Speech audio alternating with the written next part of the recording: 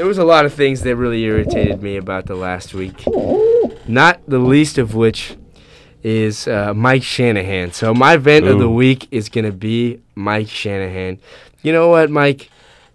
Let's just stick with your starters, okay? As Mitchell mentioned earlier, he's got 3 different starting running backs. You never know who's going to play each week. It makes it difficult on us fantasy players, and as we know, that's the important thing about the NFL. It's the fantasy aspect. It's not winning football games. And so, Mike, pay attention to your fantasy football brethren here. Let's show us some love. You know, who's going to start? Is it going to be Rex Grossman? Is it going to be John Beck? I know Rex had one bad game, but give the guy a chance, you know? No. Yes. You know what? I'm going to disagree. Yeah, I completely disagree with that.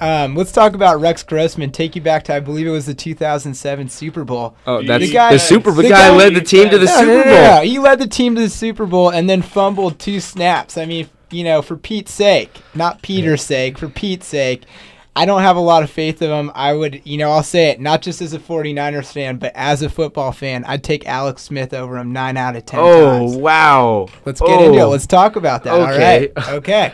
Okay. Rex Grossman has actually led a team to the playoffs. Alex Smith hasn't sniffed the playoffs in this is his 8th year in the league.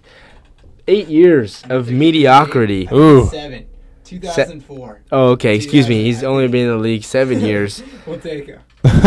Rex Grossman, while he may have had his Alex Smith share of awful games, he's also actually produced in the league. He does have good games every once in a while. That's not something you can say about Alex Smith. Oh, come on. Yeah. We're talking about the quarterback of a 5-1 team, all right? Okay. So, you know what? And I know defense has had its moments. Alex Smith, couple big moments this season. Let's talk about that. I believe what was it, a 4th and 10 play last week? They went for it, scored the touchdown. That's huge. That's Jim Harbaugh putting faith in his quarterback and his quarterback getting it done.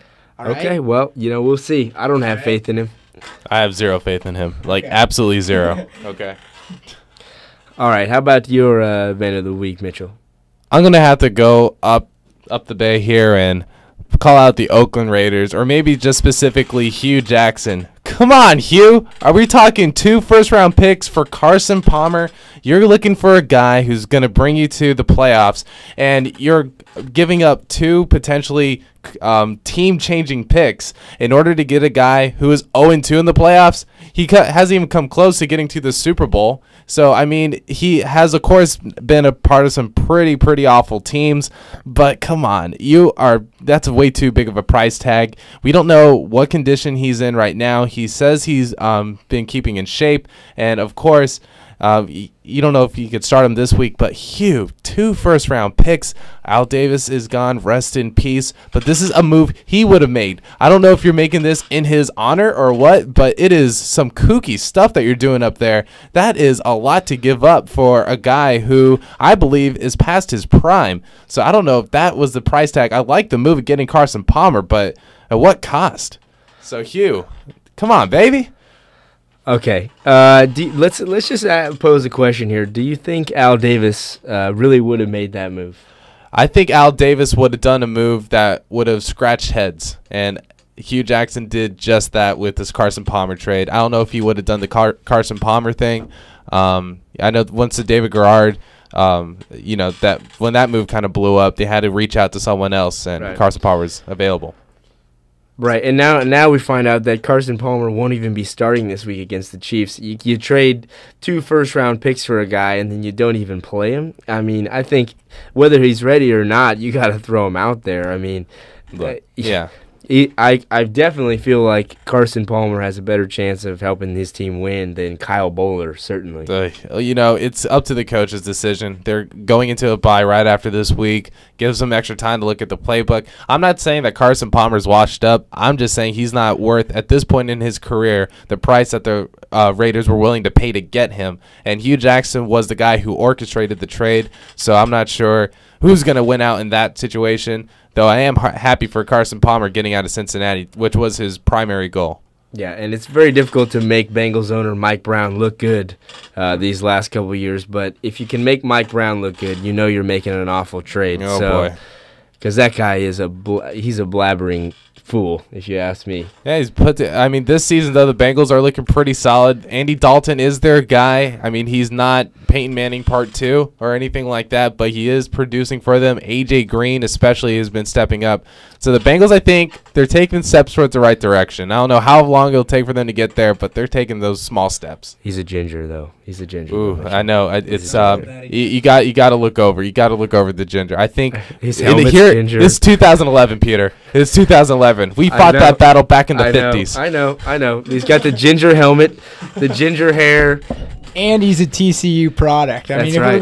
we're going to give him shit for anything, it should be that. All right, That's absolutely right. Let's be real here, okay? Horned Frogs, forget that. Hey, my boy LaDainian Tomlinson came out of TCU, one of the greatest running backs to ever play in the NFL. So you could hold your roll on that, okay? All right. Okay, that's fine. All right, let's go to Matty Broad now for his first ever vent. Oh, this is wonderful. Does it feel good? Are you ready? I'm ready to vent, and what I'm ready to vent about would be the coach skirmish between Jim Harbaugh and Jim Schwartz. Handshake game. Yeah. The handshake, back pat, push fest that happened at the end of that 49ers Lions game. I don't care who started it, what was happening. You're a coach. You show good sportsmanship because you are a leader for your team, all right? There's no place in the NFL for stuff like that. Personally, I don't think those guys got fined. I say slap a fine on him. I mean, coaches should never be getting into that. Act professional, all right? This is a professional game. You are dealing with professional athletes. Act like men. Step it up, all right? You're not teenage boys. That's my vent. Yeah, I've got actually a secondary vent related to that. So if the NFL is not going to fine Jim Schwartz and Jim Harbaugh for their post-game tirade that almost caused a fight between both teams, how are you going to fine A.J. Hawk $10,000 for flipping the bird to his own teammate? You know, it's ridiculous. Jim Schwartz, Jim Harbaugh making a mockery of the NFL, making a mockery of the game, but they don't get fined. It's like there's a double standard here between players and coaches.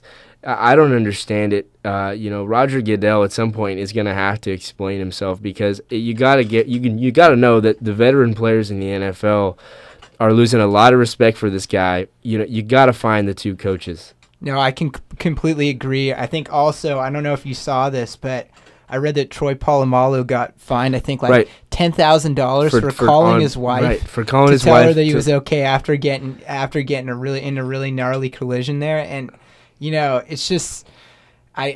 you lose a lot of respect for the league when they're handing out fines for stuff like that, like it's nobody's business. But when coaches are going around pushing each other and they're in a full-out shoving match and you got players getting involved potentially, it's ridiculous. So, I mean, that's the way I feel. So, yeah, thank you. I completely agree with that point. Well, what's funny is let's say that fight actually escalated and then you had players getting into it. It would have been hilarious because the NFL is going to fine the players for trying to defend their coach who actually started the fight in the first place but the coaches wouldn't have gotten a fine. I don't understand. It doesn't make any sense. Right. Something the league needs to work on or at least look at.